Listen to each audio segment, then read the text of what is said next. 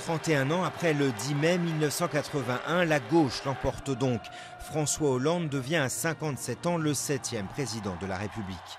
Qui aurait parié pourtant il y a un an encore sur l'ancien premier secrétaire du Parti socialiste, lui qui n'a jamais dirigé de ministère, un homme jugé alors trop provincial et sans charisme. Mais la politique, c'est son métier. Ancien de l'ENA, de la Cour des comptes, il découvre en François Mitterrand un modèle dont il va largement s'inspirer pour la campagne, notamment dans sa gestuelle.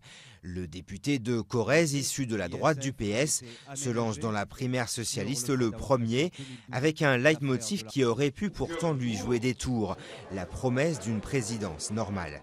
Sa victoire, que tous les sondages annonçaient depuis des mois, peut s'expliquer de deux manières au moins.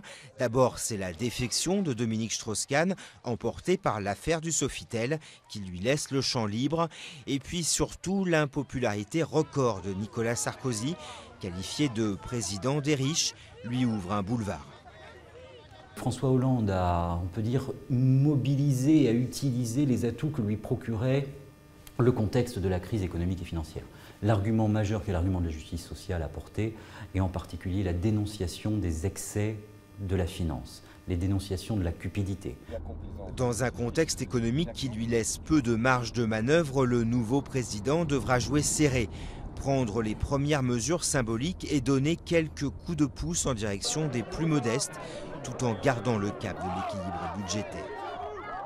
Donc il y a un travail probablement en urgence, qui est un travail de pédagogie à faire pour expliquer que l'action du nouvel exécutif, à l'inverse de ce qu'a fait Nicolas Sarkozy pendant son quinquennat, est une action qui s'inscrit dans la durée. François Hollande devrait prendre ses fonctions à l'Élysée aux alentours du 15 mai.